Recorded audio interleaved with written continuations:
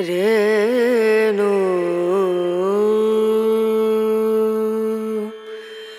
ರನ ರನಾ.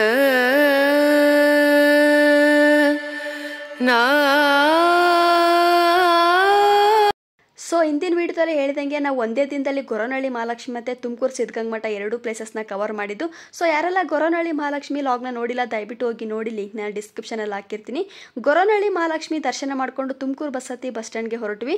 Tumakuru bus stand ಹೋದ್ಮೇಲೆ ನಮಗೆ ಅಲ್ಲಿ ಲೋಕಲ್ ಬಸ್ಸಸ್ ಕೂಡ ಇದೆ ಅಂತ, ಅಂದರೆ ಸಿದ್ಧಗಂಗಾ ಮಠ ಹೋಗೋಕ್ಕೂ ಕೂಡ ಬಸ್ಸಸ್ ಇದೆ ಅಂತ ಹೇಳಿದ್ರು.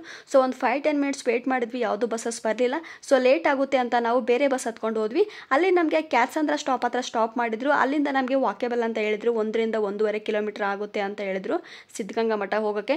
ಬಟ್ ಅಕ್ಕನ ಮಕ್ಕಳೆಲ್ಲ ಇರೋದ್ರಿಂದ ನಡೆಯೋಕ್ಕಾಗಲ್ಲ ಅಂತ ಆಟೋ ತೊಗೊಂಡು ಹೊರಟ್ವಿ.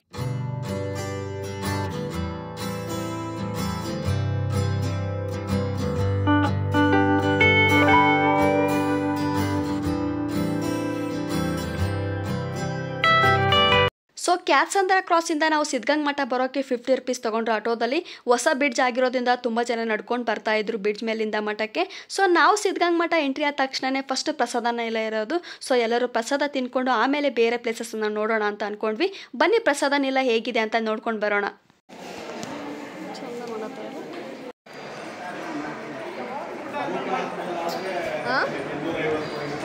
ಯಾವಾಗಲೂ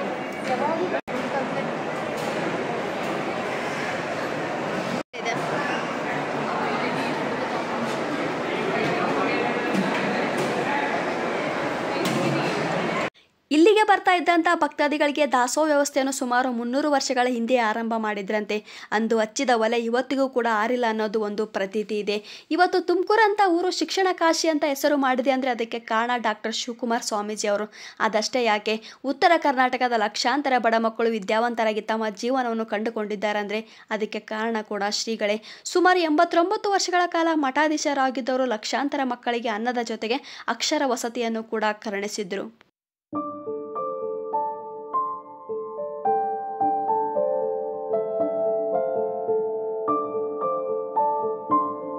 ಮುಂದೆ ಪ್ರಸಾದ ನಿಲಯ ಮುಗಿಸ್ಕೊಂಡು ಶ್ರೀಗಳ ಗದ್ದುಗೆ ಕಡೆ ಬಂದ್ವಿ.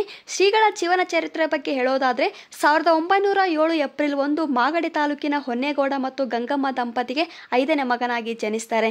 ಶ್ರೀ ಶಿವಕುಮಾರ್ ಸ್ವಾಮೀಜಿ ಅವರ ಮೊದಲ ಹೆಸರು ಶಿವಣ್ಣ. ಬಾಲ್ಯದಲ್ಲೇ ತಾಯಿಯನ್ನು ಕಳೆದುಕೊಂಡ ಶಿವಣ್ಣ ತಮ್ಮ ಪ್ರಾಥಮಿಕ ಶಿಕ್ಷಣವನ್ನು ಪೂರ್ಣಗೊಳಿಸಿ ತುಮಕೂರಿನ ಸರ್ಕಾರಿ ಪ್ರೌಢಶಾಲೆಯಲ್ಲಿ ಮೆಟ್ರಿಕ್ ಅನ್ನು ಪಾಸ್ ಮಾಡ್ತಾರೆ. ಅಲ್ಲಿಂದ ಹೆಚ್ಚಿನ ವಿದ್ಯಾಭ್ಯಾಸಕ್ಕೆಂತೂ ಬೆಂಗಳೂರಿನ ಸೆಂಟ್ರಲ್ ಕಾಲೇಜ್ಗೆ ಬರ್ತಾರೆ.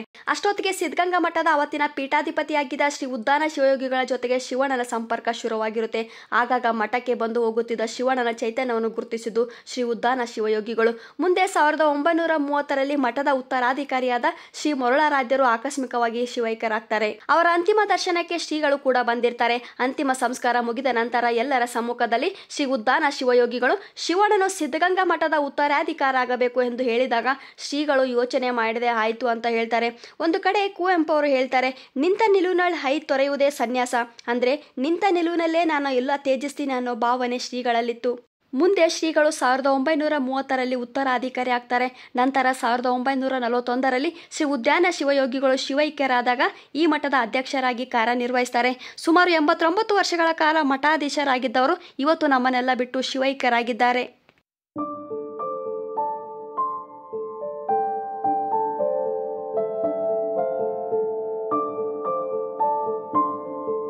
ಶಿವಕುಮಾರ್ ಸ್ವಾಮೀಜಿ ಅವರ ಗದ್ದಿಗೆ ದರ್ಶನ ಮಾಡಿಕೊಂಡು ಮುಂದೆ ಹೊಸದಾಗಿ ಮಾಡಿರುವಂಥ ಉದ್ಯಾನವನಕ್ಕೆ ಹೊರಟ್ವಿ. ನೀವು ನೋಡ್ತಾ ಇರ್ಬೋದು ಎಂಟ್ರೆನ್ಸ್ಗೆ ಶಿವಕುಮಾರ್ ಸ್ವಾಮಿ ಅವರ ದೊಡ್ಡ ಸ್ಟ್ಯಾಚು ಮಾಡಿದ್ದಾರೆ. ತುಂಬಾ ಚೆನ್ನಾಗಿ ಅನಿಸ್ತಾ ಇತ್ತು. ಇವಾಗ ಏನು ಸ್ವಾಮಿ ಅವರು ಕೂತ್ಕೊಂಡು ಸ್ಮೈಲ್ ಮಾಡ್ತಾ ಇದ್ದಾರೋ ಅಂತ ತುಂಬ ರಿಯಲ್ ಆಗಿ ಅನಿಸ್ತಾ ಇತ್ತು. ಇಲ್ಲಿ ನಮಗೆ ಎಂಟ್ರೆನ್ಸ್ಗೆ ಅಂತ 10 ರೂಪೀಸ್ ತೊಗೊಳ್ತಾರೆ ಪರ್ ಹೆಡ್. ಬನ್ನಿ ಪಾರ್ಕ್ ಒಳಗೆ ಹೋಗೋಣ, ಏನೇನೆಲ್ಲ ಮಾಡಿದ್ದಾರೆ ಹೇಗಿದೆ ಅಂತ ನೋಡ್ಕೊಂಡು ಬರೋಣ.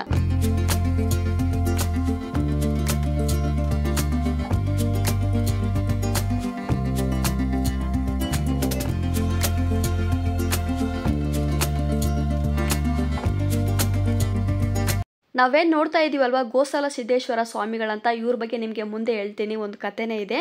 ಎಷ್ಟು ರಿಯಲ್ ಆಗಿ ಅನಿಸ್ತಾ ಇತ್ತು ಇಲ್ಲಿ ಅಂದರೆ ನಾವೇನಾದರೂ ಬೇರೆ ಲೋಕದಲ್ಲೇ ಇದೀವೇನೋ ಅಂತ ಅನಿಸ್ತಾ ಇತ್ತು ನಿಜವಾಗ್ಲೂ. ಇಲ್ಲಿ ಸಿದ್ದೇಶ್ವರರು ಧ್ಯಾನದಲ್ಲಿ ಕುಳಿತಿರೋದಾಗಿರ್ಬೋದು, ಸ್ವಾಮಿಗಳು ಜಂಗಮ ದೀಕ್ಷೆ ಕೊಡೋದಿರ್ಬೋದು, ಅಥವಾ ಮಕ್ಕಳನ್ನು ದಾಖಲಾತಿ ಮಾಡ್ಕೊಳ್ಳೋದಾಗಿರ್ಬೋದು, ತುಂಬಾ ರಿಯಲ್ ಆಗಿ ಅನಿಸ್ತಾ ಇತ್ತು. ತುಂಬಾ ಚೆನ್ನಾಗಿತ್ತು.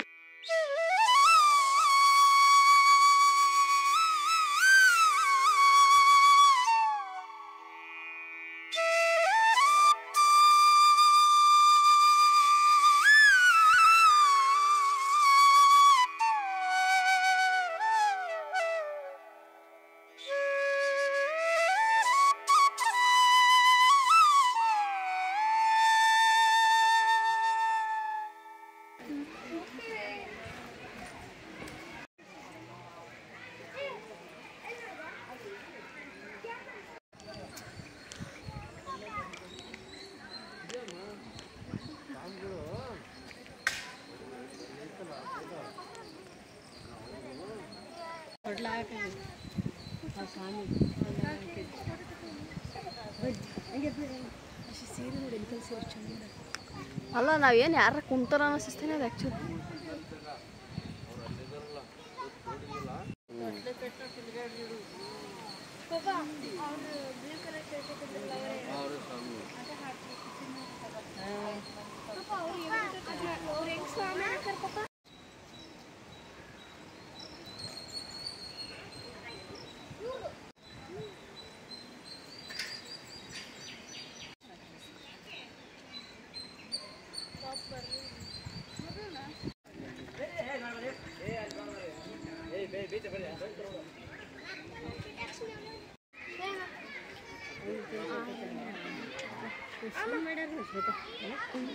ಸೊ ಇಲ್ಲಿ ಇನ್ನೊಂದೇನೆಂದರೆ ಒಳಗಡೆ ಸೆಕ್ಯೂರಿಟಿ ಯಾರಿಲ್ಲ. ಸೊ ಹಂಗಾಗಿ ಎಲ್ಲ ಮಕ್ಕಳೆಲ್ಲ ಸ್ಟ್ಯಾಚು ಹತ್ರ ಹೋಗಿ ಮುಟ್ಟಿ ಬರ್ತಾಯಿದ್ರು.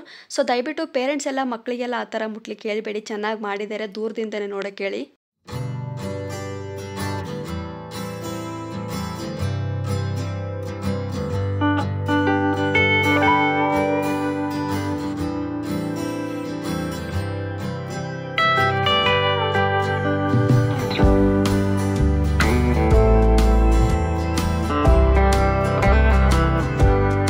ಒಳಗಡೆ ಬಂದಮೇಲೆ ಮಕ್ಕಳಿಗೆ ಆಟ ಆಡೋಕ್ಕೆ ತುಂಬಾ ಚೆನ್ನಾಗಿತ್ತು. ಅಕ್ಕನ ಮಕ್ಕಳು ಕೂಡ ಸ್ವಲ್ಪ ಹೊತ್ತು ಇಲ್ಲೇ ಆಟ ಆಡಿದರು. ಪಾರ್ಕಲ್ಲಿ ನಮಗೆ ಟೈಮ್ ಹೋಗಿದ್ದೆ ಗೊತ್ತಾಗಿಲ್ಲ. ಸಾಯಂಕಾಲ 4 ಗಂಟೆ ಆಗಿತ್ತು. ಇನ್ನೂ 2-3 ಪ್ಲೇಸಸ್ ನೋಡೋದಿತ್ತು. ಸೊ ಲೇಟ್ ಆಗುತ್ತೆ ನಮಗೆ ಅಂತ ಬೇಗನೆ ಹೊರಟ್ವಿ.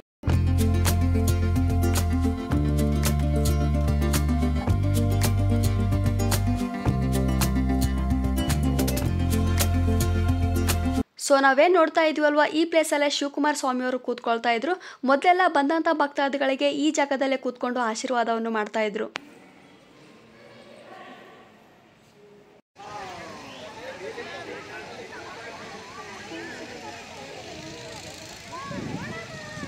ಮುಂದೆ ನಾವು ಗಂಗಾ ತೀರ್ಥ ಉದ್ಭವದ ಸ್ಥಳ ನೋಡೋಕ್ಕೆ ಹೊರಟ್ವಿ. ಹೋಗ್ಬೇಕಾದ್ರೆ ಪಕ್ಕದಲ್ಲೇ ನಮಗೆ ಕಲ್ಲಣಿ ಕಾಣಿಸುತ್ತೆ. ಅದರ ಮುಂದೆ ನಾವು ಪಾರ್ಕ್ ಕೂಡ ನೋಡ್ಬೋದು.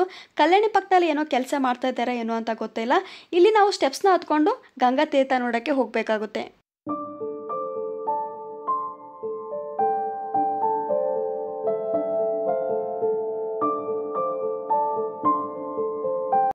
ಅಕ್ಕನ ಮಕ್ಕಳು ಪಾರ್ಕಲ್ಲಿ ಜಾಸ್ತಿ ಓಡಾಡಿದ್ರು. ಸೊ ಹಂಗಾಗಿ ಇಲ್ಲಿ ಸ್ವಲ್ಪ ಸ್ಟೆಪ್ಸ್ ಹತ್ತ ಕಷ್ಟ ಆಗ್ತಾಯಿತ್ತು. ಸೊ ಹಂಗಾಗಿ ಕೂತ್ಕೊಂಡು ಎದ್ದು ಹೋಗ್ತಾ ಇದ್ರು. ಸ್ಟೆಪ್ಸ್ ಹತ್ಕೊಂಡು ಮೇಲೆ ಬಂದಮೇಲೆ ವ್ಯೂ ನೋಡಿ ಕೆಳಗಡೆ ಚೆನ್ನಾಗಿ ಕಾಣಿಸ್ತಾ ಇದೆ ಅಂತ.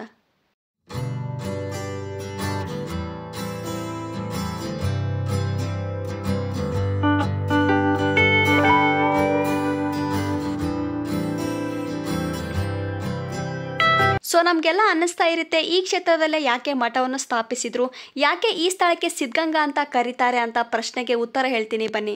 ತುಮಕೂರು ಕ್ಷೇತ್ರಕ್ಕೆ ಸುಮಾರು 13ನೇ ಶತಮಾನದಲ್ಲಿ ಚಾಮರಾಜನಗರ ಜಿಲ್ಲೆಯ ಆರಾಧನಹಳ್ಳಿಯಿಂದ ಗೋಸಲ ಸಿದ್ದೇಶ್ವರರು ತಮ್ಮ 101 ಶಿಷ್ಯರೊಂದಿಗೆ ಈ ಕಡೆ ಪ್ರವಾಸವನ್ನು ಕೈಗೊಳ್ತಾರೆ.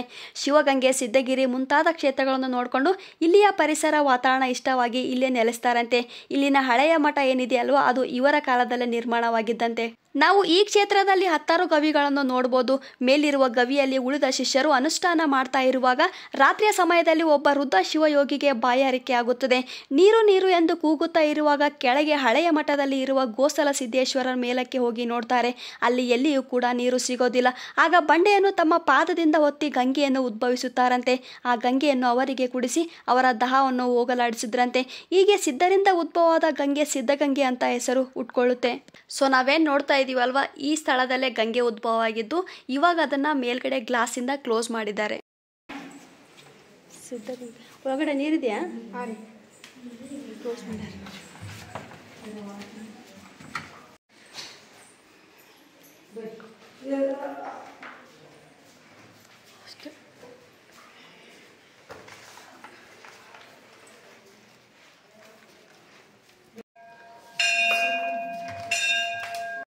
ಸೊ ನಾವೇನು ನೋಡ್ತಾ ಇದೀವಲ್ವಾ, ಇದು ಸಿದ್ಧಲಿಂಗೇಶ್ವರ ಸ್ವಾಮಿ ದೇವಸ್ಥಾನ. ಯಡಿಯೂರು ಸಿದ್ಧಲಿಂಗೇಶ್ವರ ಸ್ವಾಮಿಯವರು ಯಡಿಯೂರಿಗೆ ಹೋಗಬೇಕಾದ್ರೆ ಮುಂಚೆನೇ ಈ ಜಾಗದಲ್ಲಿ ತಪಸ್ಸನ್ನು ಮಾಡಿದ್ರಂತೆ. ಸೊ ಅವರು ತಪಸ್ಸು ಮಾಡಿದ ಜಾಗದಲ್ಲಿ ಒಂದು ದೇವಸ್ಥಾನವನ್ನು ಕಟ್ಟಿ ಅವರ ಪೂಜೆಯನ್ನು ಮಾಡ್ತಾರೆ.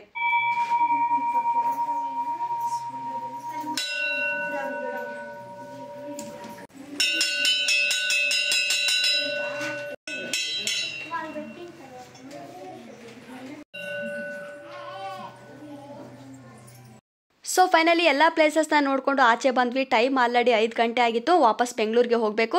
ಸೊ ನೀವು ಕೂಡ ಒನ್ ಡೇ ಫ್ರೀ ಇದ್ದರೆ ನಿಮ್ಮ ಫ್ಯಾಮಿಲಿ ಅಥವಾ ಫ್ರೆಂಡ್ಸ್ ಜೊತೆ ಬಂದು ಒಂದೇ ದಿನದಲ್ಲಿ ಆರಾಮಾಗಿ ಗೊರವನಹಳ್ಳಿ ಮಹಾಲಕ್ಷ್ಮಿ ಮತ್ತು ಸಿದ್ಧಗಂಗಾ ಮಠನ ನೋಡ್ಕೊಂಡು ಹೋಗಿ. ತುಂಬಾ ಚೆನ್ನಾಗಿದೆ. ಅದು ಅಲ್ಲದೆ ಸಿದ್ಧಗಂಗಾ ಮಠದಲ್ಲಿ ಪಾರ್ಕ್ ಮಾಡಿರೋದ್ರಿಂದ ಮಕ್ಕಳು ತುಂಬಾ ಎಂಜಾಯ್ ಮಾಡ್ತಾರಂತ ಹೇಳ್ತಾ, ನಿಮಗೂ ಕೂಡ ಈ ವಿಡಿಯೋ ಇಷ್ಟ ಆಗಿದೆ ಅಂತ ಭಾವಿಸ್ತೀನಿ. ಮುಂದಿನ ಲಾಗಲ್ಲಿ ಸಿಗೋಣ. ಧನ್ಯವಾದಗಳು.